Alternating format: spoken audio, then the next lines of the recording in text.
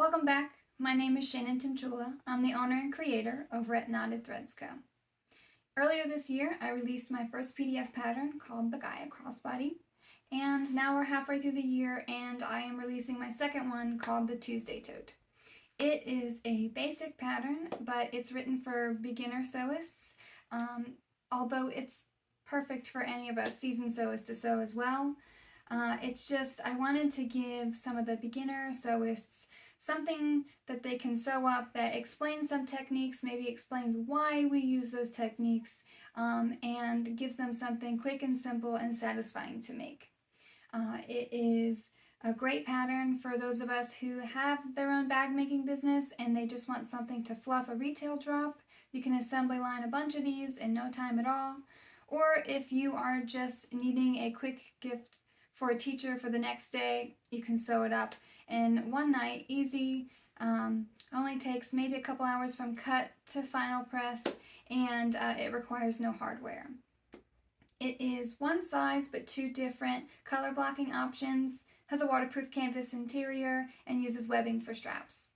So I really love it, my customers really love it, and I hope that you find this video tutorial and the companion PDF pattern to be helpful and educational.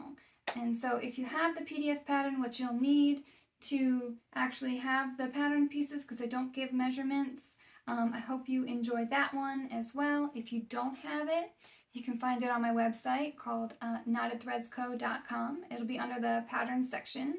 I go into depth always, and I provide a lot of pictures, so it's not necessarily printer friendly, but it is very much PC friendly, phone friendly, tablet friendly. That's what I shoot for.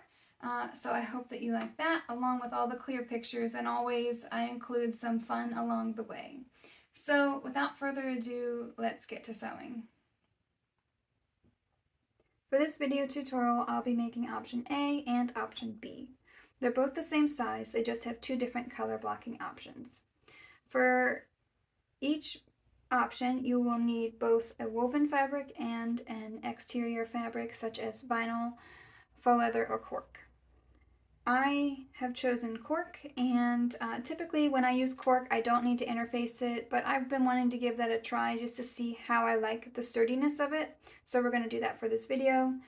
If you're using something very flimsy like faux leather, I highly recommend stabilizing it just a little bit more. For further stabilizing of your woven pieces, there is Fusible Fleece, which is just a bit smaller than your woven pieces, so you will need to center that on the back of those woven pieces to just keep it out of your seam allowance and keep the bulk kind of consistent throughout. For the straps, I have chosen to use nylon for this tutorial, but you can use cotton, you can use seatbelt webbing, you can use polyester. I do call for an inch width for the straps, so that's what I've used here. Now that you've cut everything out, you will take it and fuse everything as called for in the pattern, so that's what I'm going to do now. I've just finished fusing the woven interfacing and fusible fleece where called for, so that would be on the back side of the vinyl, cork, or faux leather exterior. From here on out, I'm just going to refer to it as cork. By now, in your decision-making process, you've already decided what that textile is going to be. For the woven, I have fused woven interfacing as well as the fusible fleece. As you can see, I didn't mark anything, I just eyeballed centering the fusible fleece. You have some grace here. It's really simple. I just didn't want you to fuse it and then be butting right up against your seam allowance, because if you're off a little bit, then you're sewing on top of the fusible fleece in some points and maybe not in others. So like I said, just kind of eyeball it, just make sure it's centered, and you should be fine. So this is for option B. I've done the same for option A. I have centered and fused it on the back of my woven, and then also I have done a woven interfacing on my cork. I've set aside my waterproof canvas and my straps for now. Right now we're going to focus on making the main panels, and then once they're assembled, we will put the straps on, and then we will assemble our lining, put them together, and then close up the bag. So for now, we're going to set option B aside, and we will focus on option A. For option A, you will have 2 panels, and so you should divvy them up. You should place them right sides together. Make sure that if you have a top or your fabric is directional, that you're applying the cork to the bottom of your front panel so that you're not sewing your cork on upside down. This one has both directions, so I'm safe. And so then you would clip in place along either edge.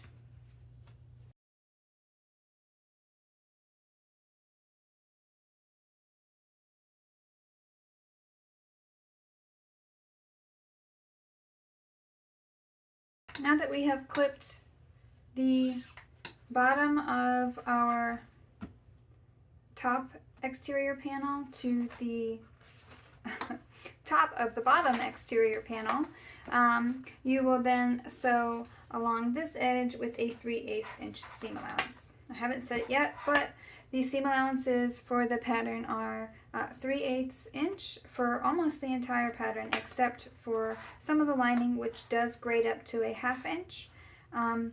And your top stitching is 1/8 of an inch, and your basting is also 1/8 of an inch. So for now, we're just going to focus on stitching both of these seams at 3/8 of an inch, and then we'll come back and we'll go to the next step.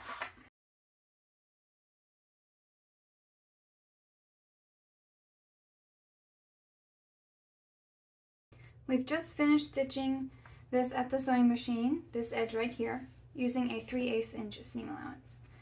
As you go to open them up, you'll see that your seam allowance automatically wants to point towards the top of the panel.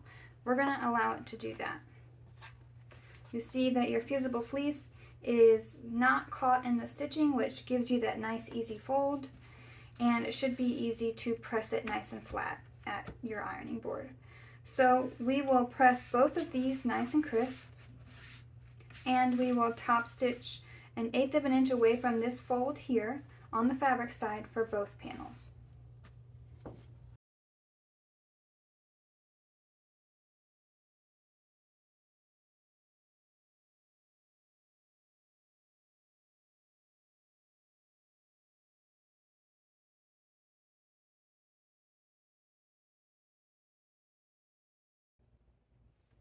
Now that we've top stitched this seam down, you see our seam allowance is pointing up. It will be time to put the straps on your panels. So we'll just do one at a time here. You can also see that I took the opportunity to put my label on now. This, or at any time before this, is the best time to put your logo on, or a label, or a tag or something, because from here on out, now you're going to start sewing the exterior, and it's just easier to get everything centered and put on at this point versus after the next couple steps.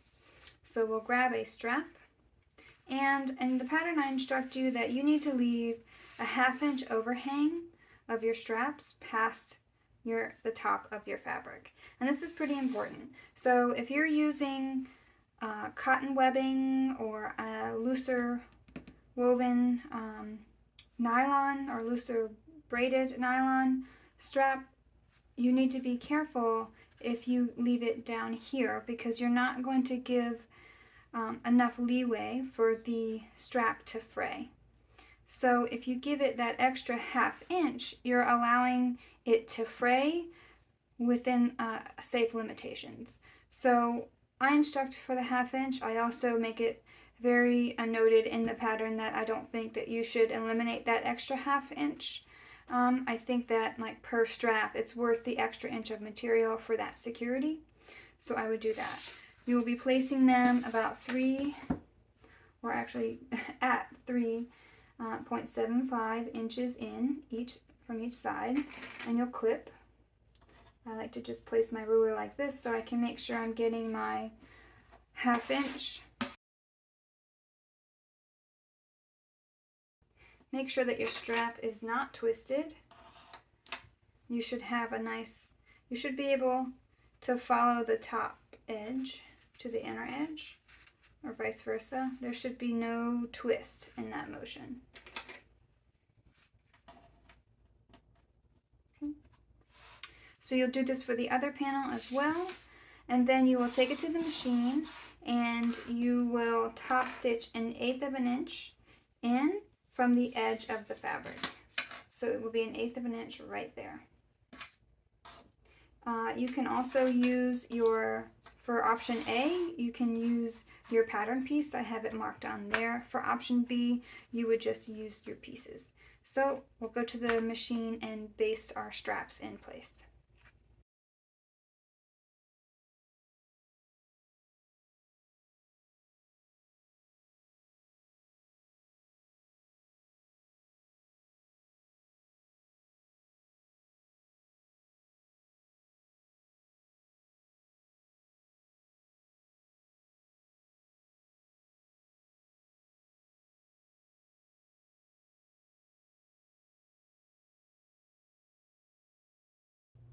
Okay, we've just finished basting our straps onto option A, and for now we will set option A aside. I'll move on to option B, and then when it comes time to assemble the exterior, we will do both of them, and you'll see how it comes together after your main panels are completed. For option B, you will need a pair of mirrored exterior sides and your center panel. The first step will be very similar to option A, where you will place a long edge of one of the sides of your exterior center along with your exterior side, and you will clip in place and sew along this long edge with a 3/8 inch seam allowance. After that, you will do the same thing with the opposite side, but I'm going to clip them all in place now just so that it's all done, and the center panel is wide enough for you to clip both in place without any issue.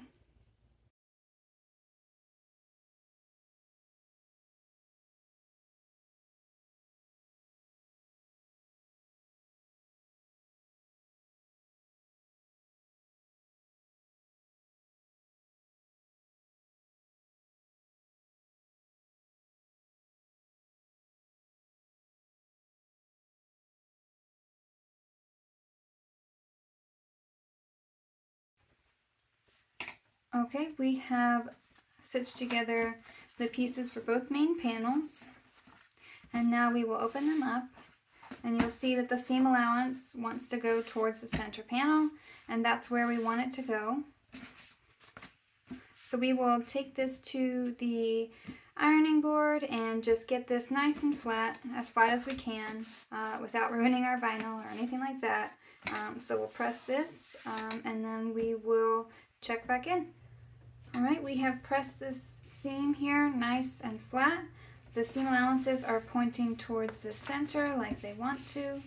And now what we will do is grab some scissors and snip into this bottom seam allowance here on the exterior sides only.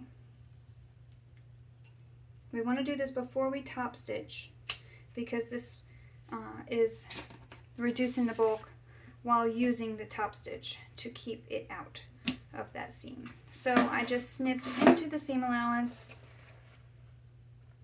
right up close to the stitches, not hitting my thread or anything, and I did not snip the woven fabric. I only snipped the exterior side. So I left the center panel be, and then when we top stitch, we will make sure that this stays open by keeping it clipped, because it's really easy to forget, and we'll leave that be. And we'll do the same for the other main panel. I just like to use my Fusible fleece as my guide, That's going to give me about the 1/2 inch, because remember the Fusible fleece is about a 1/2 inch shorter on all sides from the main fabric panels on both options. So what I will do now on both pieces is top stitch 1/8 of an inch away from either folded edge of the exterior fabric on the fabric side. So 1/8 of an inch here, on here, here, and here. And I'll make sure when I hit the bottom, I'm not catching that piece that I snipped in that bottom seam allowance. I want to keep it out of the way, and I want to make sure that I only catch the woven, and then I will catch the exterior side once I get past that snipped piece. So we'll go ahead and do that now.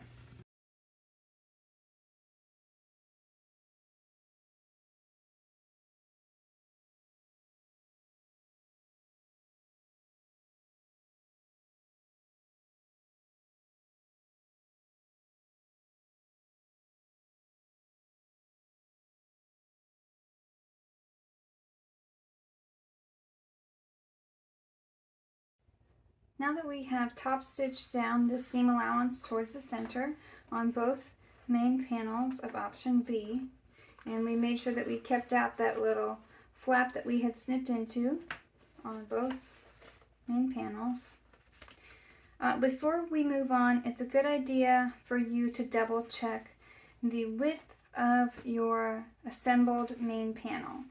Now, when I created the pattern, I added 1/8 of an inch in width than what was necessary to this center panel to accommodate a couple different things, such as if you did not cut your Fusible fleece wide enough and it got caught in your stitching, it will raise the height of this fold, which will then result in taking away a little bit of width of this. If you're using a thicker material, such as a thicker canvas versus woven, again, you're going to, that fold is you'll lose some width because you'll have a height difference in that fold here. And so that little 1/8 of an inch gets split into a 1/16 of an inch on either seam, and then sometimes that's all the difference that you need to get the right width. So the pattern will tell you what the width of your panel should be, but you can also use your lining pieces. So I would suggest placing these right sides together. In our test group, we had some people where the main panel worked out perfectly, and other people where the main panel came up a little bit too big, and that's okay. There's a lot of different variables when you're working with two seams trying to get a perfect width. You have the thickness of your interfacing, the thickness of your fabric and your other textile, the thickness of your thread. If you are sewing right up against the seam allowance line, maybe just past it, all kinds of things. So having that extra 1/8 of an inch gives you a little bit of extra room and margin for error, but you still want to make sure that once you've gotten to this point, you are correcting any errors that you can. So I like to place my lining right side together, place my exterior right sides together, and then line up our bottom corners and place it on the top. Make sure that everything lines up the best that you can. And then, because, you know, if you're like me also, and you are cutting two of your exterior or your interior pieces at the same time, you're cutting maybe on a fold. So there's a lot of variables that you have to work with. So what you can do now is clip these together and just trim any excess from your lining if that's the case, or from your main panel if that's the case. So I'm going to clip and just see how everything fits now, because it's just good to get any of those errors resolved now versus later on when you're assembling the final bag. As you can see down here at the bottom, my squares, my cutouts line up quite nicely. So I should be on good footing, but we just want to see, just want to make sure. I'm most worried about width, not so much about height. And so I do have a little bit of an overhang of the lining. And sometimes that's also if you weren't pulling your pieces apart when you were pressing. Sometimes I do that, sometimes I don't. And so all of those things, again, can have the smallest effect on your end result. And then from there, it can affect the overall width of this panel. So with all of that being said, once you've lined all these up together, I'd say just trim what you need to trim to fit. If you have to take any width off of this side down towards the bottom, just make sure that once you have trimmed it up and you've gotten it to the proper width that the pattern calls for, then make sure that you have 2-inch squares still. And that way all of that is consistent at the end of your creation.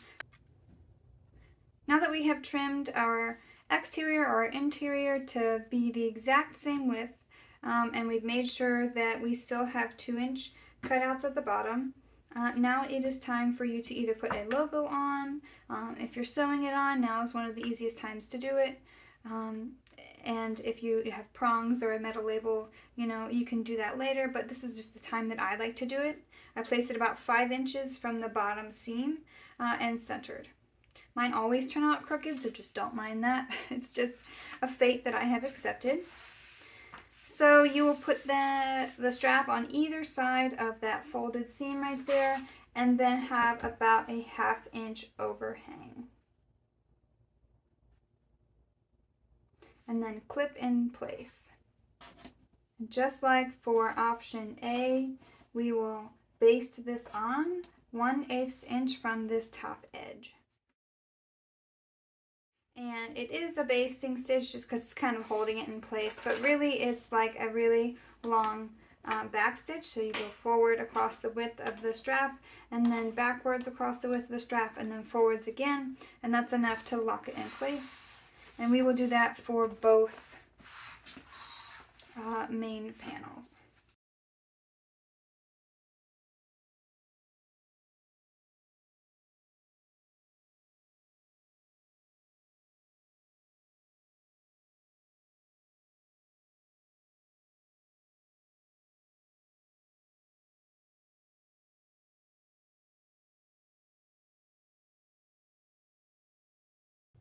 Okay, now that you are finished assembling both of your main panels for either option A or option B, you should be at this point where they're both assembled, top stitch, you have your logos on if that's something that you'd like to put on, and you have your straps attached.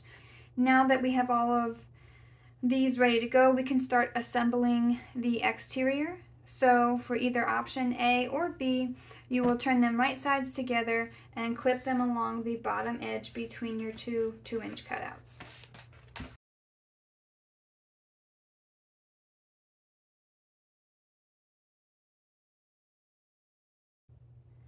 For option B, make sure that you line up these bottom seams and keep them clipped open so that you don't forget to keep them clipped open when you are sewing your seam.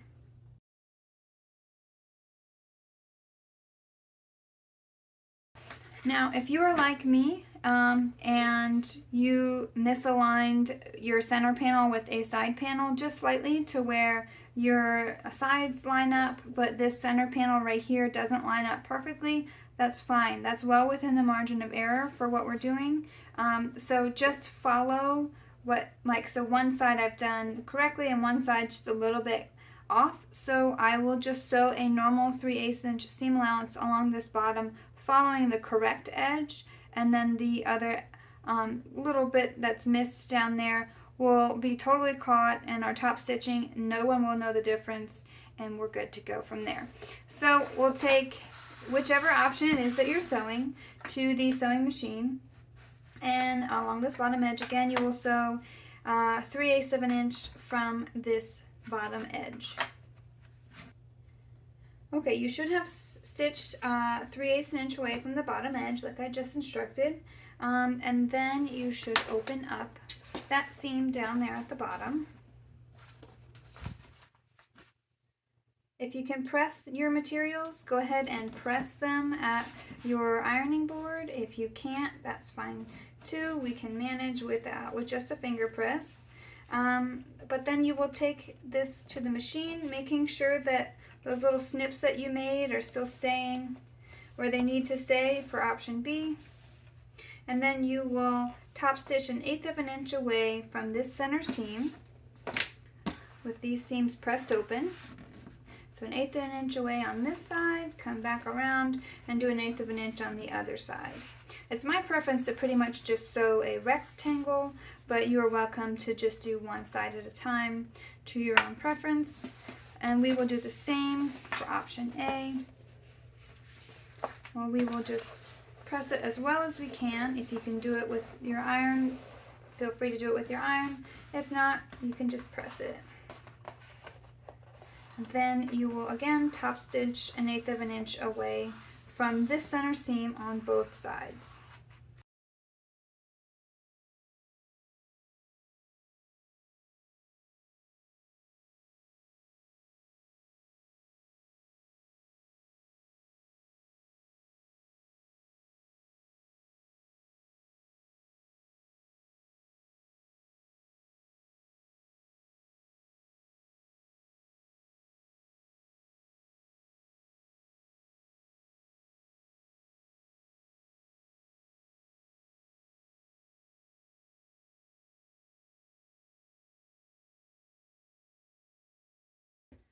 Okay, you should have just top stitched that bottom seam allowance there down in place. We've made sure that we were careful with the bulk in option B.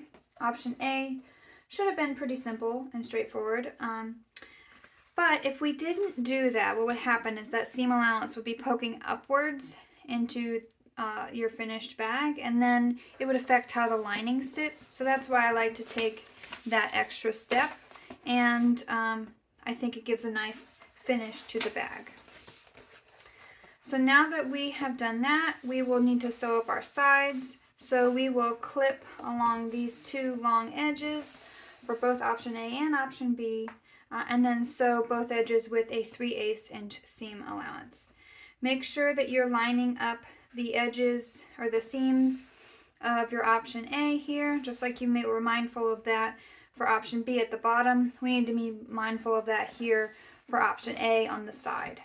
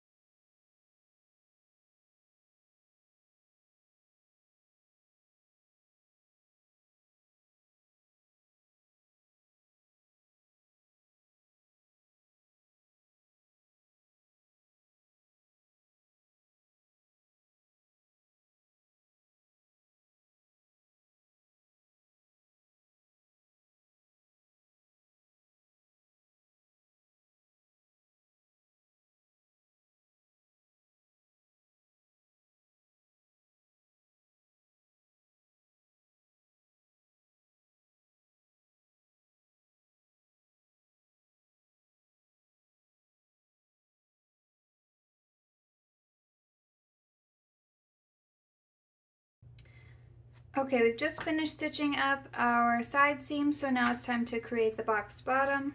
What you will do is open up one of the bags slightly by putting your hand in there, opening up this seam allowance on the side, and then aligning the side seam and the bottom seam there as perfectly as you can, and then clip in place.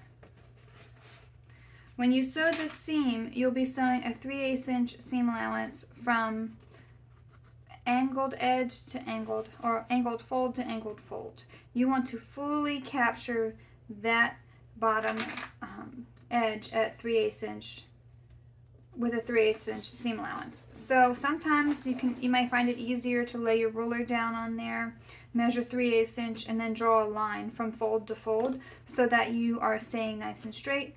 I just like to align my needle down and make sure that the edge of my fabric is in line with my guide on my sewing machine, and then I just make sure I continue from there.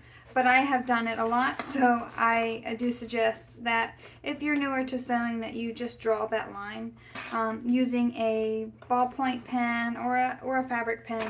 It won't be seen, but it will make it easier for you if you still struggle with that. And that is for both option A and B. As you can see, we now have a 3D shape instead of a flat rectangle.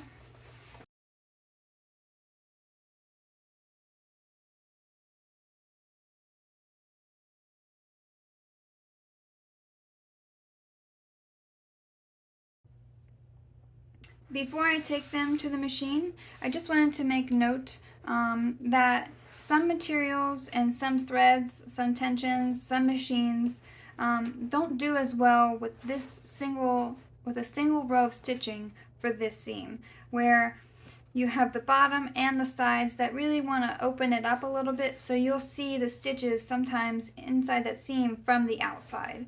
And so a way to prevent that in the future and to alleviate some stress on that seam would be to sew a row of stitching right next to the one that you just did, but inside the seam allowance.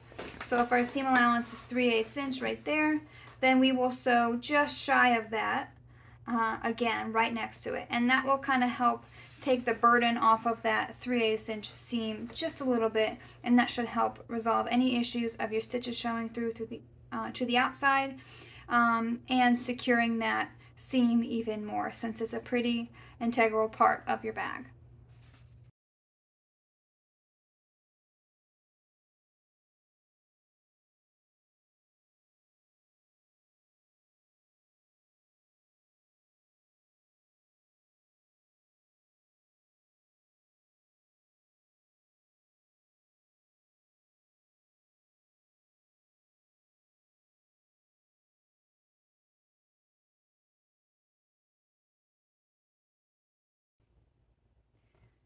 We've just finished sewing our boxed corners.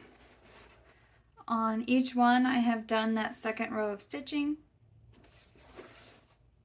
and I put in there optionally you can trim this seam allowance down. It is my preference to do that, so I will do that. I like to trim it to about 1/4 inch, and this just helps everything sit nicely together when you insert your lining and then finish the bag. It just gives less space for things to bump up against one another.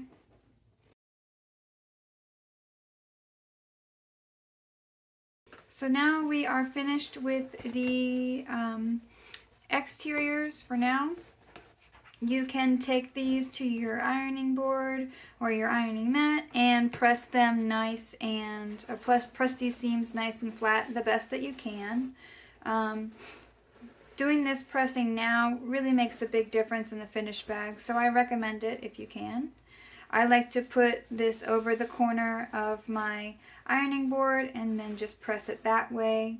If you don't have that option, turn it right side out and then put your iron inside your bag so that you have a way to nicely press everything down. Just be careful if you're using vinyl or faux leather that you don't melt your textile. So we can put these aside for now, and we can grab our lining pieces. So we want to place them right sides together and clip them together.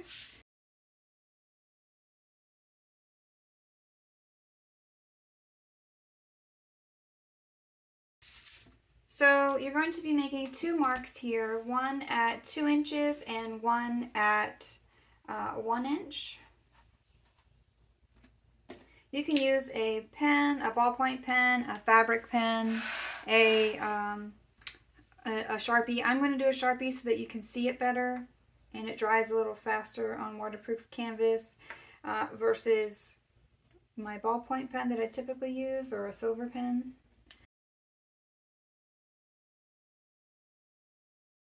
Now that you've done your 1 inch and 2 inch marks up on the top of your lining, you can go ahead and mark for the opening on the bottom of your a lining. So you want it to be between 5 and 6 inches. So I'm going to do about 5.5. We're going to take this to the sewing machine, and all the way up until our 1 inch mark, we're going to sew with a 3/8 inch seam allowance. And then between our 1 inch and our 2 inch mark, we're going to grade up to a 1/2 inch seam allowance, and then continue the seam allowance for the rest of the bag, or the rest of the interior. And before I forget, I want to add in my little tag. I like to add in fun little woven tags to everything that I do. And for the lining, I like to put these down about 3 inches down. I'm just going to eyeball that because I know where the 2 inch mark is. Okay, we're going to start stitching with a 3/8 inch seam allowance, making sure that we back stitch. As soon as we hit that 1 inch marking, we're going to grade out or grade into a 1/2 inch seam allowance. I just angled the fabric slightly until I hit where I wanted to be, and now I'll continue on with a 1/2 inch seam allowance. So now I have backstitch, but I haven't gone forward again, and so I will take this corner, this corner together here, and I will make sure that I pinch it firmly so that everything stays in place, and then just gently and carefully align it with this edge here, and put it right up against the other corner. You might find it helpful to kind of poke this corner inwards, if you can see that. It kind of helps line everything up just until you can get in the first 4 or 5 stitches and backstitch, and then you can readjust from there.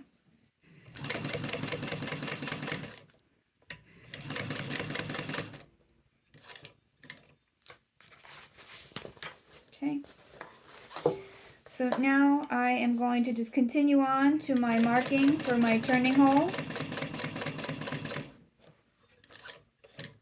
Backstitch.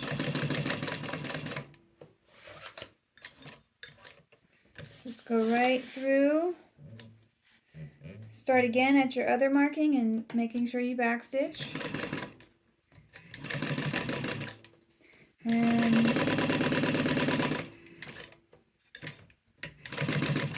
continue on just like we did before. Going to put our needle down. And then match up these two corners right next to one another. And continue on.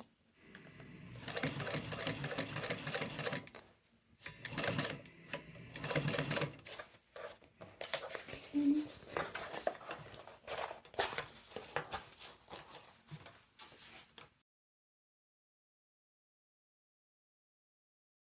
Once you hit the 2 inch mark, you're going to grade back to a 3/8 inch seam allowance. Again, I'm just angling it. And then continue on and finish using a 3/8 inch seam allowance. Okay, we have just finished sewing all the way around the interior. We have started with 3/8 inch on this top edge, and we've graded to a 1/2 inch and continued that all the way around. We have connected our two corners right here by not snipping our thread and just continuing on that stitch, and that's going to help us in this next step. So we will pop our hand in and just push out those folded edges, and that should align both of those bottom seams for you seamlessly, and you should clip it right in place.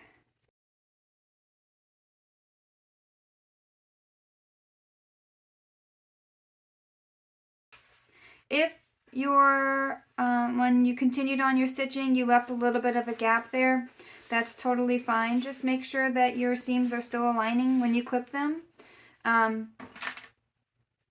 It's just like we did the exterior. It's just connecting them. It just makes it a little bit easier for you to line up, and you don't have any extra clipping or to do with any of those thread tails there.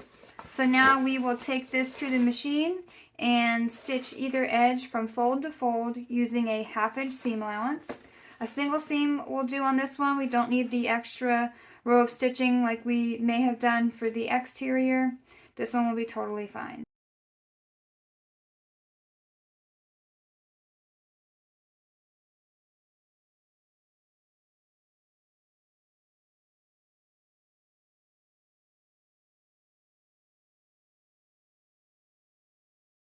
We've just finished up stitching this bottom corner here. We made sure that our seams were open when we did that, so it's nice and flush. And then we can go ahead and trim that down to about 1/4 of an inch.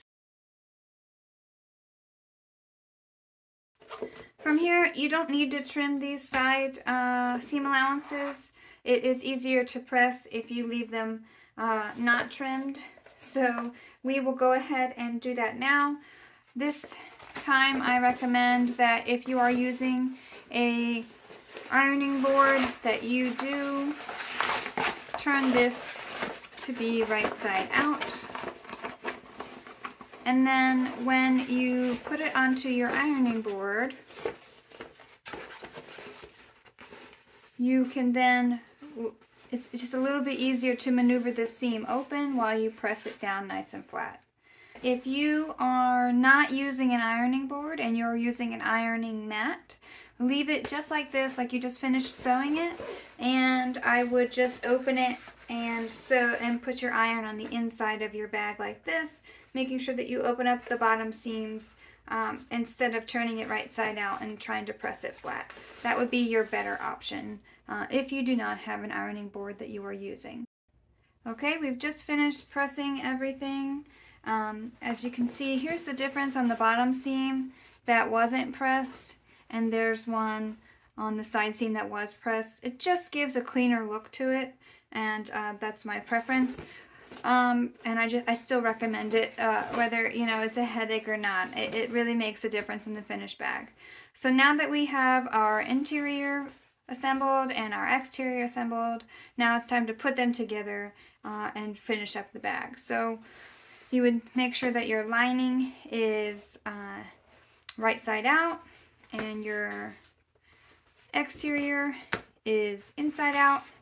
Make sure your handles are inside the bag, and then insert your interior.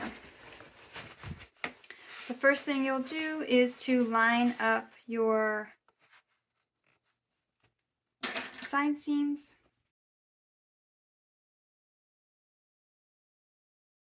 So then I just like to just give a quick once over to make sure everything is where it should be, and it looks like it'll be just fine. So when I clip everything together, there's not going to be any major gaps. So I'm going to go ahead and start clipping.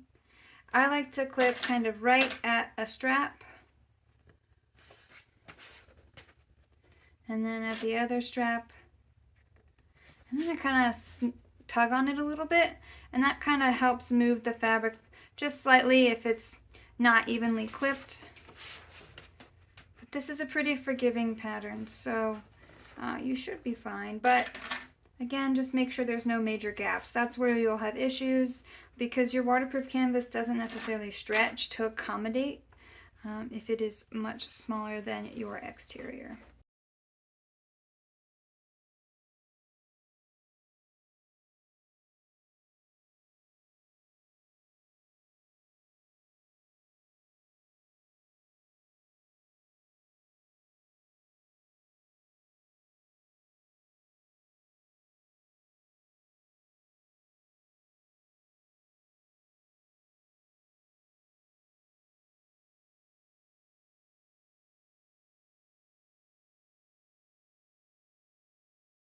Okay, I have clipped everything in place and everything seems to be fitting just nicely. There's no major gaps when I flatten it out or even when I do it the other way. Everything fits really nicely, so we shouldn't have any issues at the machine. So I will take these there and we will sew around the top rim of this bag using a 3/8 inch seam allowance.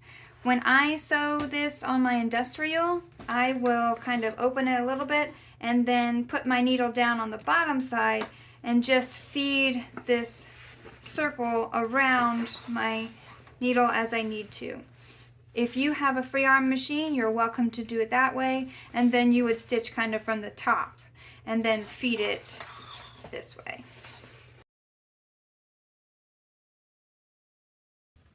As you are sewing, make sure that you are being mindful of the bulk of your straps in case you're sewing on a domestic and you're using a thick strap option like seatbelt webbing.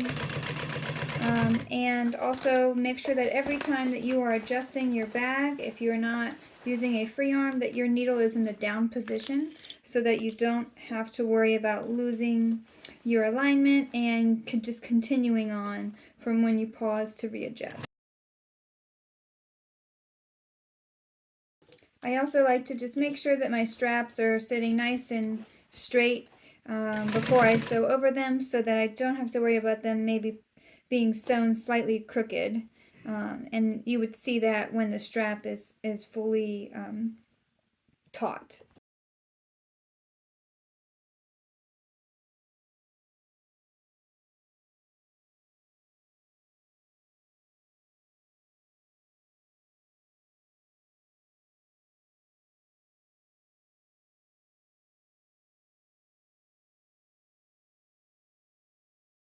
We have just finished sewing the top edge of the assembled bag.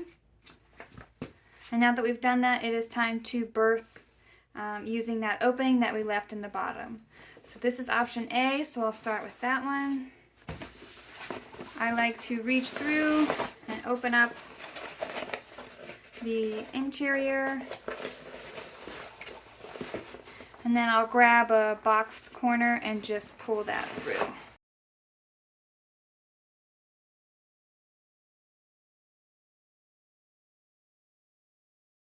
Now I reach through and I just poke out those bottoms just so I can look at everything as it's assembled.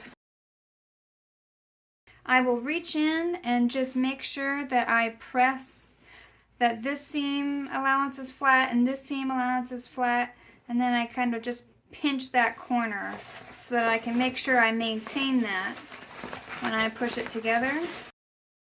And then I will actually reach in back in and do the same for the other side, just because I want to make sure that I get as nice of a little corner there as I can, because it can easily get pinched in the wrong direction and then you have a slightly bulkier seam meetup than you need. So I've done that.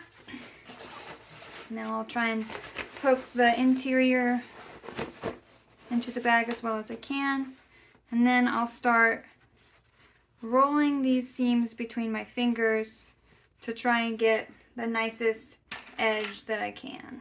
And then I just clip it in place for now.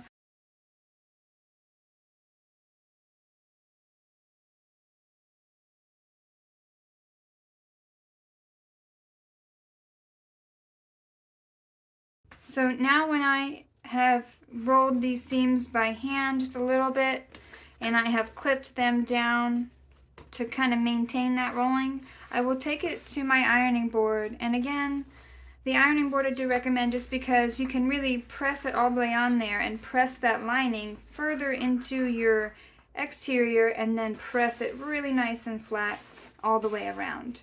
So I will turn and do this same thing I just did for this one on option B, and then I will press this top edge nice and flat, and then we'll check back in.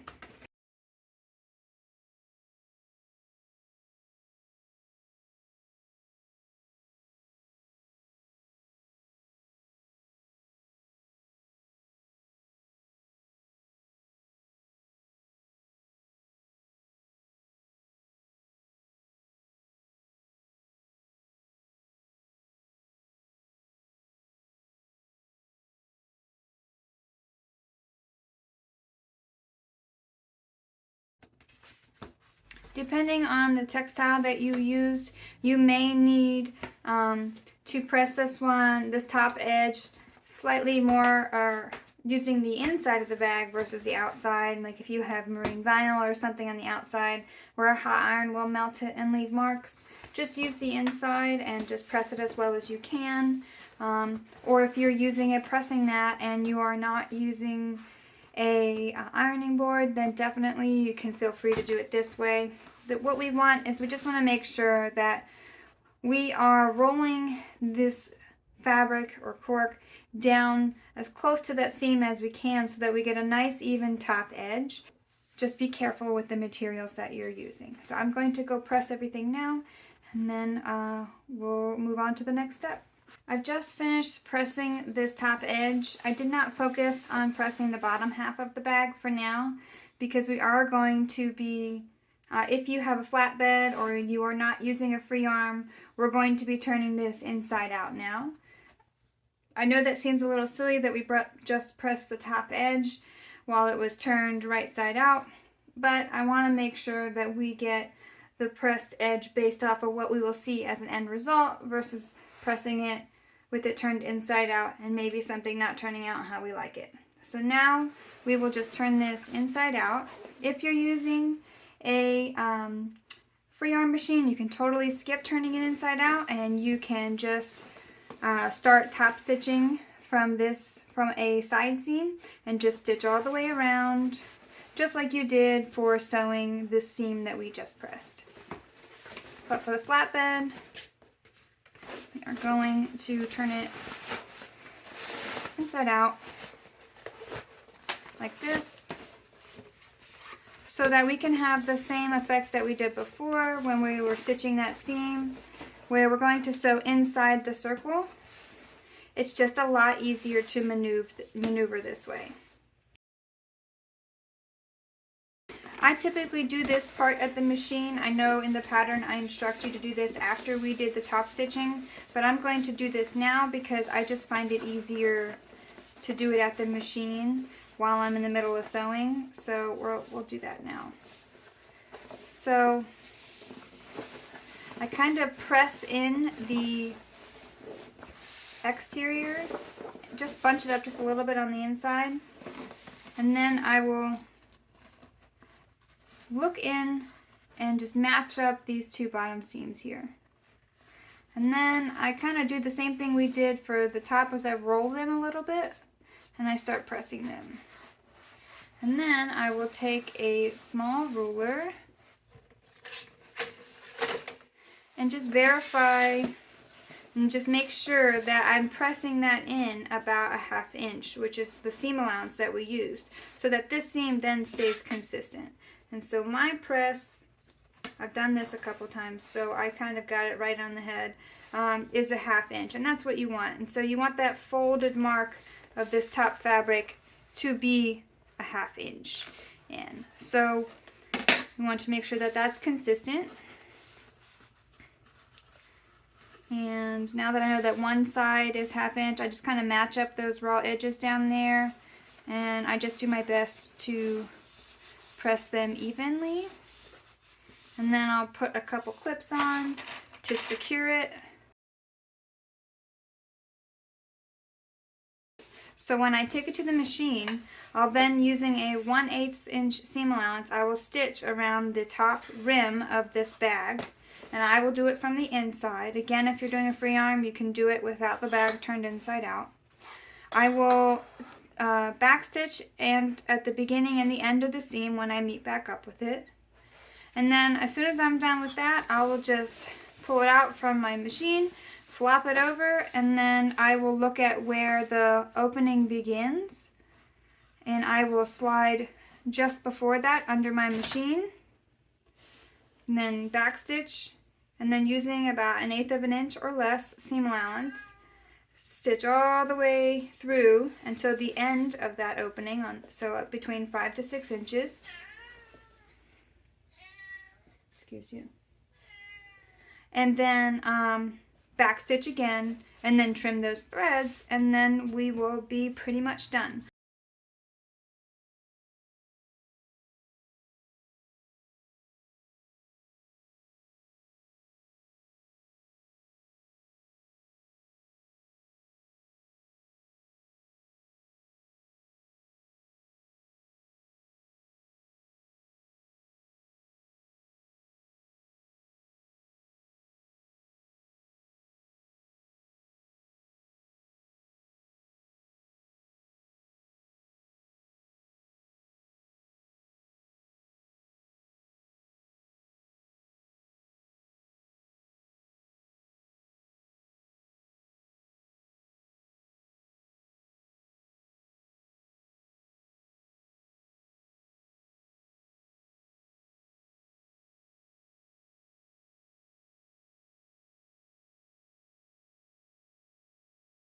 Now you have finished your Tuesday tote. Either you've done option A or option B, or you did both at the same time just like me.